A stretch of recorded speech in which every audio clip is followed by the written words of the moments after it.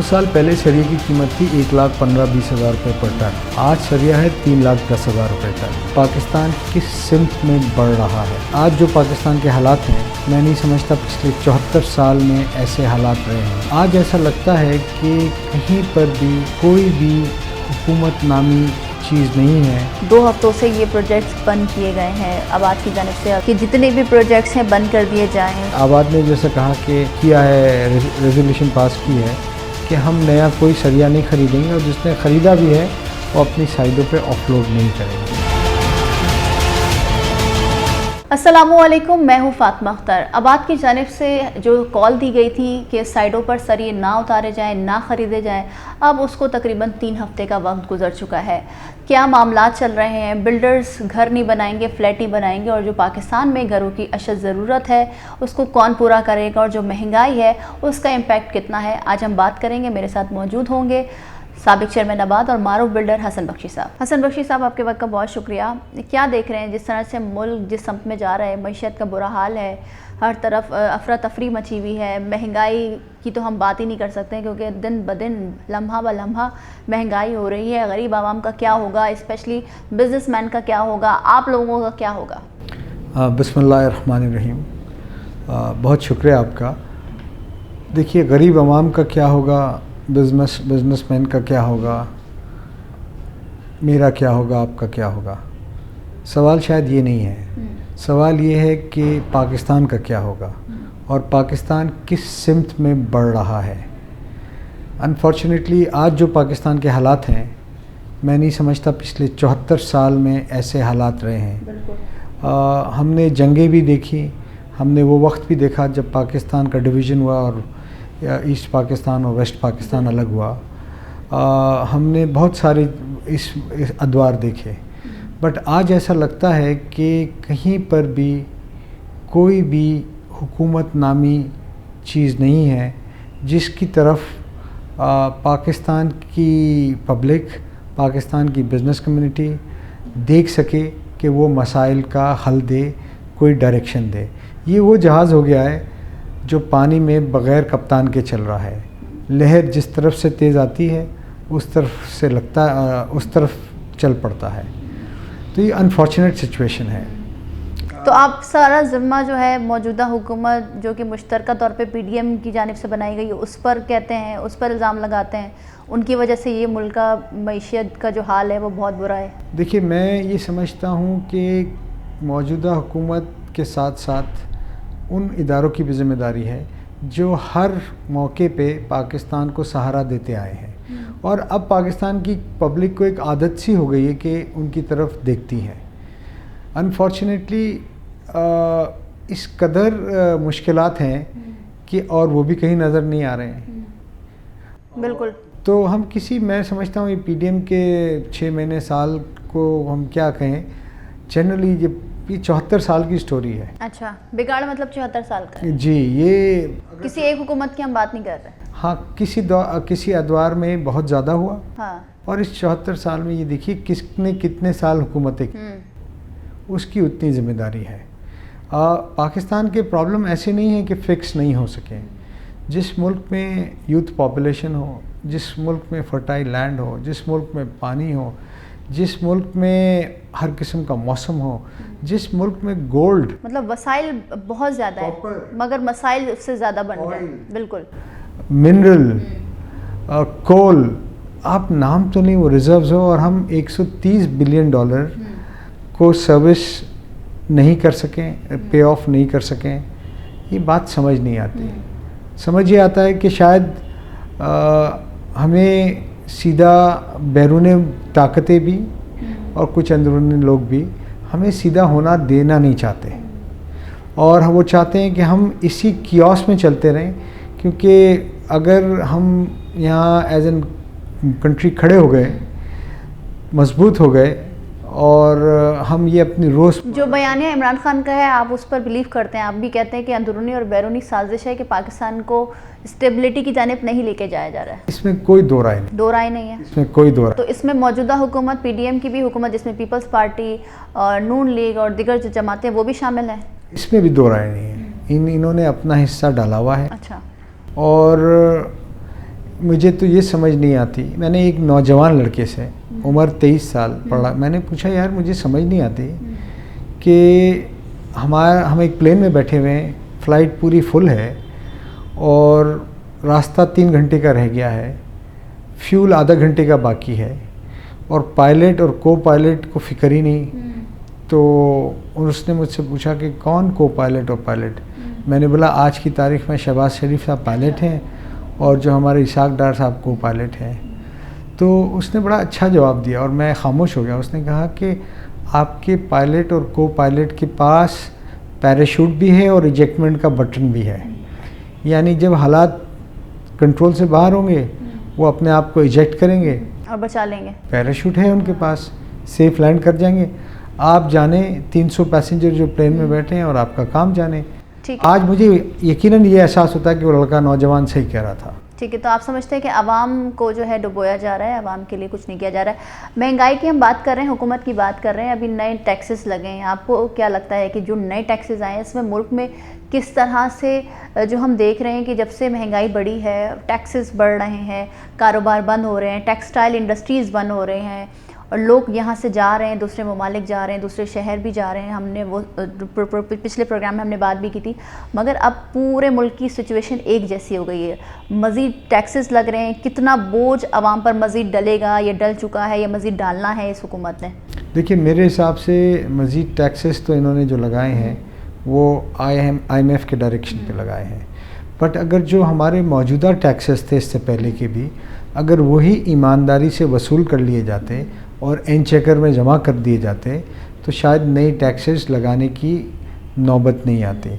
इसी तरह हमारे मुल्क में बिल्ली कुत्ते का खाना भी इंपोर्ट होता है, जो एग्रीकल्चर मुल्क में सब्जियां भी इंपोर्ट हों, फ्रूट भी इंपोर्ट हो। आप ठेले पे चले जाएं कहीं पर भी तो आपको सेब भी इंपोर्टेड मिलेगा, आपको बहुत सारे कीवीज़ भी इंपोर्टेड मिलेंगी। तो ये कैसा मुल्क है, ये कैसे हो रहा है और कौन इसको अलाउ कर रहा है कि जहाँ पर हमारे पास फॉरेन एक्सचेंज की इतनी किल्लत है, इतनी ज़रूरत है कि ये समझ नहीं आ रहा कि हम पाकिस्तान जा किस तरफ रहा है। 1 बिलियन की IMF की जो इंस्टॉलमेंट है उसके लिए मेरे ख्याल में पाकिस्तान ने क्या नहीं किया, सब कर लिया। हाँ, हम मानते हैं कि बायलैटरल पैसे भी उससे आएंगे, बट हम अपने मामला सीधे करने को तैयार नहीं। तो आप समझते हैं कि सिर्फ टैक्सेस लगाना ही ज़रूरत नहीं है, हमें अपने मुल्क में बहुत सारी चीज़ों की तब्दीली भी ज़रूरत है? जी, हमें सोच की तब्दीली लानी होगी कि हमें इस मुल्क को बचाना है और आगे ले जाना है। अगर हम इस मुल्क को बचाएंगे नहीं और आगे ले नहीं जाएंगे तो फिर कैसे होगा? हसन बख्शी साहब, आप क्या समझते हैं? आप बिजनेसमैन भी हैं, बिल्डर भी हैं, आपने साबिक हुकूमत के साथ आपने उनके मामलात भी देखे हैं, एडवाइसेस भी देते थे, आप खान साहब के करीब भी थे, PTI में आप रहे भी हैं और अब भी हैं। आप क्या समझते हैं कि पाकिस्तान में ऐसे कौन कौन से सेक्टर्स हैं जिन पर काम करने की ज़रूरत है? और टैक्स तो आप कह रहे हैं कि टैक्स अगर वसूल किए जाएँ तो हमें किसी की कर्ज की ज़रूरत नहीं है, मगर कौन कौन से सेक्टर्स है जिस पर काम करने की अशद ज़रूरत है और मुल्क को बचाने की ज़रूरत है? मेरे हिसाब से पाकिस्तान में फिलफौर लग्जरी आइटम्स की इंपोर्ट बैन हो जाना चाहिए। हमें ज़रूरत नहीं है कि हम शैम्पू भी बाहर कर लें, सोप भी बाहर कर लें, मैं मोबाइल भी बाहर का इस्तेमाल करूं, गाड़ी भी मेरे पास वीगो हो। We can not afford, as an country we can not afford. हमें ये फिलफौर बंद करना चाहिए, ये जो दिखावा है इसको ख़त्म करना चाहिए। हमने लोकल इंडस्ट्रियलाइजेशन पे भरपूर इंसेंटिव देने चाहिए। हमने जो लोकल इंडस्ट्रीज़ ने कार्टेल बनाया हुआ है उस पर मुस्बत और बड़ा एक्शन करना चाहिए। देखिए, अनफॉर्चुनेटली इस मुल्क में चूँकि इंडस्ट्रियल बेस छोटी है तो मैं भी आज इंडस्ट्री लगाने के लिए सोचता हूँ कि वही इंडस्ट्री लगाऊँ जो बनाने वाले 4 हों, वो आइटम की इंडस्ट्री लगाऊँ। अपनी मर्ज़ी से हम 4 बैठ के, मगर वो तो माफिया बन चुके हैं, इतनी मजबूत हो चुकी है, वो कार्टेलाइजेशन टूट ही नहीं रही है। मैं नहीं, देखिए स्टेट के सामने कुछ नहीं खड़ा हो सकता। अगर एग्जैक्टली बिल्कुल, अगर स्टेट के चंद लोग जिनका काम है कि उनको उनकी बैकबोन को क्रश कर दें, अगर वो स्टेट के ख़िलाफ़ जाएं, वो उनसे मिल जाएं और उस मिलने पे वो अपने मफादात करें तो फिर कुछ भी नहीं हो सकता है। तो देखें, यहाँ पर ईमानदारी, इंसाफ और सबसे जो इम्पोर्टेंट मैं समझता हूँ जुडिशल रिफॉर्म्स। देखें, कोई भी केस जाता है तो फ़रूक नसीम साहब हमें कहते हैं 44 साल लगते हैं उसके फ़ैसले को, from lower court to supreme court. तो क्रिमिनल का तो फ़ायदा होता है ना, जब 5 साल होते हैं आपका मकान अगर खुदा ना खास्ता कब्ज़ा हो जाए, 5 साल 10 साल बाद आप बोलेंगे भाई क्या पैसे चाहिए बताओ यार, हम दे देते हैं, हमारा मकान छोड़ो, मेहरबानी करो। तो बेशतर केसेस इस तरह हो रहे हैं। अच्छा हसन बख्शी साहब, हम आबाद की बात कर लेते हैं। आप मारूफ बिल्डर हैं और काम चल रहे हैं माशाल्लाह से, प्रोजेक्ट चल रहे हैं, मगर अभी 2 हफ्तों से ये प्रोजेक्ट्स बंद किए गए हैं। आबाद की जानिब से अल्ताफ़ ताई साहब ने कहा कि जितने भी प्रोजेक्ट्स हैं बंद कर दिए जाएँ, साइटों पर काम नहीं हो रहा, घर नहीं बना रहे, फ्लैट्स नहीं बना रहे, सोसाइटीज़ जो बन रही थी वो रुक गई हैं। क्या हड़ताल करने से, बाइकआउट करने से, सरिये ना ख़रीदने से, सीमेंट ना ख़रीदने से, दीगर ख़ाम माल ना ख़रीदने से क्या असर होगा? जो कार्टिलाइजेशन बन गई है 3-3.5 लाख से भी ज़्यादा, अगर मैं गलत ना हूँ, आज के रेट नहीं पता मुझे, तो जो बढ़ गए हैं उसके हवाले से क्या कहते हैं कि ये सही चल रहे हैं, आप लोग सही समझा रहे हैं, कोई असर होगा, हुकूमत कोई एक्शन लेगी, जो मोनोपोलीज चल रही हैं उन पर कुछ असर होगा, वो जो कार्टिलाइजेशन की हम बात करते आ रहे हैं उन पर असर होगा? देखिए, कोई भी कारोबारी सेक्टर अपना कारोबार जब बंद करता है या उस पोजीशन में आता है जब तकलीफ़ हद से बढ़ जाती है। 2 साल पहले सरिये की कीमत थी 1,15,20,000 रुपये पर टन, आज सरिया है 3,10,000 रुपये टन। एल्युमिनियम के प्राइस डबल हो गए, कॉपर के प्राइस डबल हो गए, सीमेंट के प्राइस 500 रुपये से 1,050 रुपये तक हो गए। और हमारे आबाद में जो कंस्ट्रक्शन होती है तो आप प्रोजेक्ट 3 साल फॉरवर्ड बेचा जाता है कि आज मैं अनाउंस करूंगा तो 4 साल बाद डिलीवरी दूंगा। ऐसा नहीं है कार मैन्युफैक्चरर्स की तरह कि हम 3 बार प्राइस रिवाइज करते हैं। जिन्होंने 5,000, 6,000, 7,000, 8,000 रुपये पर स्क्वायर फुट में माल बेचा है, आज कॉस्ट ऑफ कंस्ट्रक्शन 9,000 रुपये पर स्क्वायर फुट हो गई है। वो कैसे काम पूरा कर सकते हैं?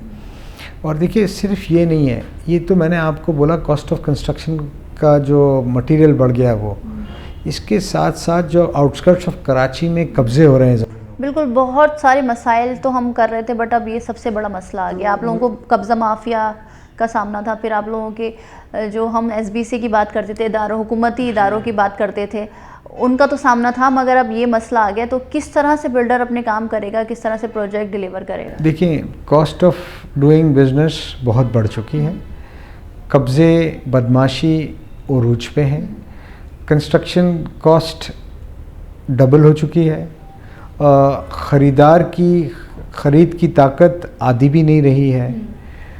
तो इस वक्त बिल्डर क्या कर रहा है? इस वक्त बिल्डर आबाद ने जैसा कहा कि ये किया है, रेजोल्यूशन पास की है कि हम नया कोई सरिया नहीं ख़रीदेंगे और जिसने ख़रीदा भी है वो अपनी साइडों पे ऑफलोड नहीं करेंगे। वजह यह है कि थोड़ा सा जो मैन्युफैक्चरर्स हैं उनको भी ये एहसास हो, जिन्होंने कार्टेल बनाया हुआ है। दुनिया में पाकिस्तान में पर कैपिटा इनकम है $1350 पर मीट्रिक टन, और $1350 पर कैपिटा इनकम है, और जहाँ $25,000 पर कैपिटा इनकम है वहाँ सरिया मिल रहा है $700 का और हमारे यहाँ मिल रहा है $1100-1200 का। कैसे हो सकता है? ये जैसे आपने कहा ना कि माफिया बन चुके हैं, ये चंद बड़े मैन्युफैक्चरर्स मिल जाते हैं, अपनी प्रोडक्शन को कर्टेल करते हैं, यानी कहते हैं हम 100 टन नहीं बनाएंगे, हम 70 टन बनाएंगे। क्या हम नाम ले सकते हैं? हम नाम भी ले सकते हैं, हम कई बार नाम लिए हैं। जितने आप ये टिप्स पे है ना, लार्ज स्केल मैन्युफैक्चरर्स देख लें जिनके पास मेजॉरिटी कैपेसिटी है, जिनके पास मेजॉरिटी कैपेसिटी है वो ही डिक्टेट करते हैं और कार्टेल बनाते हैं। अगर मेरी सरिया मिल है और मैं 100 टन सरिया बनाता हूँ रोज़ का, मैं डिक्टेट नहीं कर सकता। हाँ, पर अगर मेरी प्रोडक्शन 1000 टन पर डे है तो मैं कर सकता हूँ। तो उनसे कैसे डील किया जाए? क्या हुकूमत सो रही है? क्या हुकूमत को एतमाद में लेकर किया जा रहा है? क्योंकि आप खुद कह रहे हैं कि रियासत के आगे कोई बड़ा नहीं है, रियासत सबसे बड़ी होती है। बट मैंने ये भी कहा रियासत नज़र भी नहीं आ रही है ना। तो हुकूमत मिली हुई है, जी, मुलव्वस है या गाफिल है, आई डोंट नो इसको क्या कहेंगे। मैं यही कह सकते हैं क्योंकि इतना बड़ा नुकसान हो रहा है। PSDP बजट सफ़र हो रहा है गवर्नमेंट का खुद, चंद मिल वाले ब्लैकमेल कर रहे हैं, लाखों लोग स्किल्ड अनस्किल्ड लोग बेरोज़गार होने जा रहे हैं, किसी को कोई परवाह नहीं है। और ये अगर प्रोजेक्ट्स रुक गए तो यकीन माने ये नेक्स्ट 15 दिन में नहीं स्टार्ट होंगे, इनको कोई 6 महीने में होगा, रीस्टार्ट करने में टाइम लगेगा, कोई साल, क्योंकि ये कंस्ट्रक्शन बहुत पैसा और कैपिटल इंटेंसिव काम है। तो आप लोग ये हड़ताल सरिये ना खरीद कर बाइकआउट जो किया हुआ है आप लोगों ने, ये कब तक काम रुका रहेगा? देखिए, अभी तो हमारा इंडेफिनिट पीरियड तक है, पर आज अगली बुध को 3 हफ्ते हो जाएंगे, 21 दिन। और 21 दिन में मैं ताज्जुब करता हूँ, मैं कहता हूँ ना, या तो हुकूमत गाफिल है या मिली हुई है। किसी ने अभी तक हाईएस्ट लेवल से अप्रोच नहीं किया कि भाई लाखों लोग बेरोज़गार होने जा रहे हैं, आइंदा महीना रमज़ान का है, बताइए क्या मसाइल हैं, हम बैठ के इसको हल करते हैं, हुकूमत का काम है। तो ये जो आप लोग हड़ताल कर रहे हैं, इसको बॉयकॉट कर लें, हड़ताल कर लें, तो ये कब तक चलता रहेगा? और क्योंकि अब जो बिल्डर है और जो आबाद ने इतना बड़ा फ़ैसला लिया है कि हुकूमत को एतमाद में लेकर किया है या राब्ते हुए हैं कि हम इस तरह से करने जा रहे हैं, क्योंकि इस इंडस्ट्री से 70 अलाइड इंडस्ट्री भी वाबस्ता है। अगर ये रुकती है तो डेली वेजेस वाले जो दीगर जो महकमे हैं, जिनसे इंजीनियर्स हैं और चीज़ें आ रही हैं, तो उनका क्या होगा? बेरोज़गारी बढ़ेगी। देखिए, हमने तो बहुत मुश्किल ये फ़ैसला लिया। मैंने आपको बताया कि अभी तक कोई हुकूमती अरकान ने हमें राब्ता नहीं किया है, बट यकीनन हमें एक ज़रूर फ़िक्र है कि अगर हम बिल्कुल काम बंद कर देंगे या काम बंद हो जाएगा, 50% प्रोजेक्ट तो बंद हो गए, बाकी 50% शायद 15 दिन में बंद हो जाएंगे। तो ये जो बेरोज़गारी है और अगला महीना रमज़ान का है, तो ये किस तरह होगा? बट मैं ताज्जुब करता हूँ इस मुल्क में कि हुक्मरानों को एहसास नहीं है, किसी को एहसास नहीं है अनफॉर्चुनेटली। वरना ये तो 5 मिनट का काम है, जाके वो जो मिल कहती है कि हमारे पास माल नहीं आता, किसी भेज दें अपने आदमी को, चेक कर लें हुकूमत कि माल पड़ा है कि नहीं। उनका पिछले महीने का बिल जनवरी का उठा के देख लें, फरवरी का उठा के देख लें और नवंबर का देख लें, कितने यूनिट कंज्यूम हो रहे हैं। छुप तो नहीं सकता ना, बिल्कुल प्रोडक्शन तो हो रही है, पर प्रॉफिटियरिंग हो रही है। हम इनके नफ़े के ख़िलाफ़ नहीं है, हम नफ़ाखोरी के ख़िलाफ़ हैं, क्योंकि इवेंचुअली हमने आम आदमी से ये पैसे लेने हैं। आम आदमी की दस्तरस से ये चीज़ें बाहर हो गई हैं। आपके मुताबिक कितनी कीमत होनी चाहिए सरिये की कि आप लोग जो है बैक करेंगे, अपने प्रोजेक्ट्स स्टार्ट करेंगे? हम ये समझते हैं कि आज की तारीख़ में जो राइट प्राइस है वो 2,40,000 से 50,000 रुपये का रेट है, या समझें 2,00,000 लाख से 2,50,000 का रेट है। मतलब अभी जो प्राइस है वो लाख रुपए से भी ज़्यादा बढ़ गई है। अभी ये 70,000 रुपये पर टन एक्स्ट्रा मांग रहे हैं, और इन्होंने अपनी प्रोडक्शन कर्टेल की हुई है। और अगर आप लोग ये हड़ताल नहीं करते तो मज़ीद ये प्राइसेस बढ़ाते हैं, 3.5 लाख रुपए तक ले जाते हैं। बट देखिए, मैं एक बात और भी समझता हूँ कि किसी भी जब कोई तकलीफ़ आती है ना, तो कोई हल भी आता है। तो हल आएगा? मुझे कभी कभी ऐसा लगता है कि 1 महीने और बंद कर लें, हल आ जाएगा। हल आ जाए, अल्लाह ताला खुद रास्ता कोई ना कोई निकाल देगा। तो अभी जो सारे साइट्स बने, तो इससे कितने लोग जो हैं अभी काम, क्योंकि डेली वेजेस के भी मज़दूर होते हैं जो काम कर रहे होते हैं, और बहुत सारे जैसे इलेक्ट्रिशियन हैं, दीगर लोग हैं, मज़दूर तबका है, कितना आप क्या समझते हैं कि कितने लोगों का नुकसान हो रहा है? देखिए, हमने जो फ़ैसला किया ना, वो मिनिमम इम्पैक्ट का इसलिए किया है। हमने कहा कि सरिया कोई नया नहीं ख़रीदे या नया नहीं उतारे, जिसके साइड पे जो सरिया पड़ा है वो इस्तेमाल करते रहे, जिसके पास चुनाई का काम है वो चुनाई करते रहे, जिसके पास प्लास्टर का काम है वो प्लास्टर करते रहे, टाइल का काम है वो टाइल करते रहे।